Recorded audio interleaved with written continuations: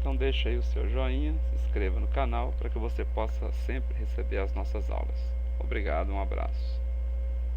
A Bíblia e sua história. A Bíblia foi escrita originalmente com dois materiais, o papiro e o pergaminho.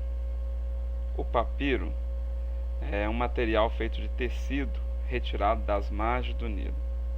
E o pergaminho, este já é um material elaborado a partir do couro de animais, como ovelhas e vários animais. Eles tiram esse couro do animal e utilizam a parte interna para fazer a escrita. A Bíblia foi escrita em hebraico no Antigo Testamento e o Novo Testamento foi escrito em grego. Foram cerca de 40 escritores, os quais, inspirados por Deus, levaram cerca de 16 séculos para escreverem.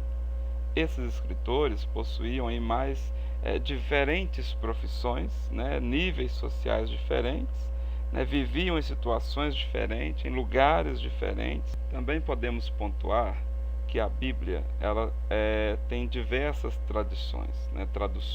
Uma delas é a Septuaginta. Durante os 70 anos do cativeiro babilônico e a forte influência do aramaico, a língua hebraica enfraqueceu-se. Contudo, os judeus permaneceram fiéis em copiar os escritos sagrados em sua própria língua, não permitindo que fossem compilados em outro idioma. Contudo, esta atitude deveria mudar durante o Império de Alexandre o Grande, que foi aí a partir de 331 a.C. A língua grega popularizou-se ao ponto de tornar inadiável uma tradução dos oráculos para esse idioma. Segundo Aretas, a tradução foi feita por 72 sábios judeus, daí o nome aí de Septuaginta, na cidade de Alexandria, a partir de 285 a.C. Outra versão da Bíblia é a Vulgata. Esta foi feita por Jerônimo, por ordem do bispo Damaso, em 382 a.C., sendo uma tradução da Vulgata para o latim. Primeiramente, continha o livro dos Salmos e o Novo Testamento, os quais levaram 3 anos e meio para serem traduzidos. Mais tarde, um novo bispo assumiu o controle da cidade de Roma e, com inveja da influência de Jerônimo, o persegue e humilha. Este foge para Belém e ali estuda e trabalha por 34 anos na tradução de toda a Bíblia para a língua latina. Esta versão é utilizada pela Igreja Romana, apesar de muitos eruditos a acharem pobre e com falhas graves também. Exapla. No entanto, nem todos os livros do Antigo Testamento foram bem traduzidos, e por essa razão, Orígenes compõe a Exapla em torno de 228 a.C., Anno Domini. Esta versão possuía 6 colunas e continha a Septuaginta, 3 traduções gregas do Antigo Testamento, efetuada por Áquila do Ponto, Teodoro de Éfeso e Símaco de Samaria, feitas em 130, 160 e 218 Anno Domini. Respectivamente, possuía ainda uma coluna em hebraico e uma com o mesmo texto em grego. Esta obra se perdeu quando os muçulmanos saquearam Cesareia em 653. Agora vamos ver as edições católicas romanas. Dentro dessas edições nós temos os apócrifos. Este vocábulo significa escondido ou secreto. Aplica-se geralmente a uma série de livros surgidos no período entre o Antigo e o Novo Testamento. Os livros apócrifos, cujo número varia de 11 a 16, chegaram até nós, de certo modo, unidos aos livros canônicos da Bíblia. A Igreja Católica Romana, no Concílio de Trento, em 1546 d.C., considerou canônicos 11 destes livros, que aparecem nas edições católicas das Escrituras. Os evangélicos ou protestantes geralmente aceitam os apócrifos como material literário e histórico, mas sem valor canônico. Esses livros não são aceitos pelos evangélicos, porque na verdade nunca foram citados por Jesus, e aí grandes dúvidas, que os apóstolos o tenham feito. A maioria dos primeiros pais da igreja não lhes reconhecia a inspiração divina. Eles também não aparecem no cânon hebraico. Quando comparados aos livros canônicos, os apócrifos possuem qualidade inferior e se revelam indignos de ocupar um lugar entre os livros sagrados. Podemos citar aí, entre esses livros apócrifos, o livro de Tobias, Judite, Sabedoria de Salomão, Eclesiástico, Baruque, 1º e 2º Macabeus, além aí dos acréscimos ao livro de Esther, ao livro de Daniel, Além disso, as Bíblias católicas possuem livros canônicos também com nomenclaturas diferentes da empregada nas demais versões. No entanto, essa diferença aí de nome apenas não vai mudar nada, tá? Agora, um fato interessante que nós não podemos deixar é a inspiração das Escrituras.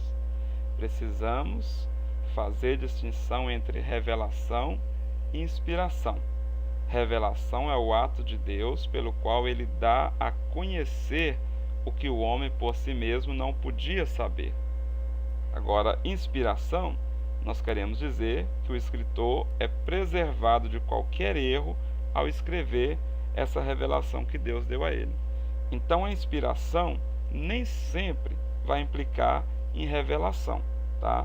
Moisés, por exemplo, foi inspirado a registrar eventos que ele mesmo havia presenciado e que dessa maneira eram de seu conhecimento. É bom sabermos que a própria Bíblia reivindica sua inspiração.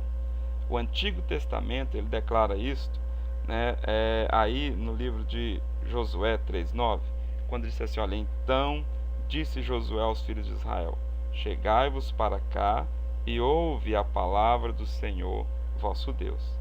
Também podemos citar aí Isaías 34:16: buscai no livro do Senhor e lede, nenhuma destas criaturas falhará, nenhuma nem outra falhará, porque a boca do Senhor a ordenou, e o seu espírito mesmo as ajuntará.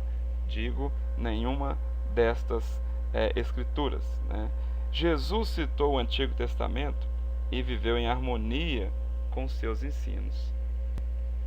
Agora, já a inspiração do Novo Testamento, esta é garantida pela promessa de Jesus, de que o Espírito Santo lembraria aos apóstolos tudo o que ele lhes havia ensinado, e que o mesmo Espírito os guiaria em toda a verdade. Pedro, ele colocou isso nas epístolas, e como a gente pode ver aí também em Atos, e 2 Pedro, vamos ler aí, 2 Pedro 3:15-16, e tende por salvação a longanimidade de nosso Senhor, como igualmente o nosso amado irmão Paulo vos escreveu, segundo a sabedoria que lhe foi dada ao falar acerca destes assuntos, como de fato costuma fazer em todas as suas epístolas, nas quais há certas coisas difíceis de entender, que os ignorantes instáveis deturpam. Outros fatores que nós podemos levar em consideração é que as Escrituras ela foi escrita por homens cuja honestidade, integridade não pode ser posta em dúvida. Ainda o conteúdo é mais sublime revelação de Deus ao mundo. A exatidão, por exemplo, a ausência dos absurdos encontrados em outros livros, que são chamados de sagrados, a unidade. São 66 livros escritos por 40 diferentes autores, num período de mais ou menos 1.600 anos, abrangendo aí uma variedade de tópicos, demonstra uma unidade de tema e propósito que só é explicado como tendo ela uma mente a lhe dirigir. A Bíblia ela pode ser lida centenas de vezes sem se esgotar o assunto. A Bíblia é o livro mais traduzido e lido do mundo. Ainda, a Bíblia é um dos livros mais antigos do mundo e também o mais moderno. Sua preservação, apesar da perseguição e a oposição da ciência, né, sempre esteve aí presente a Bíblia. Então procuramos evidenciar evidências externas da exatidão da Escritura, porque é motivo de alegria poder apontar as evidências das coisas que cremos no coração, e também porque essas provas servem de veículo para expressarmos nossa fé e convicção íntima. Mas basta ler 1 Pedro 3,15. É isto aí. Se você, né, assistiu essa aula, agora é só entrar no site, né, e buscar aí validar a sua presença fazendo as atividades. Então deixa aí o seu joinha, se inscreva no canal para que você possa sempre receber as nossas aulas. Obrigado, um abraço.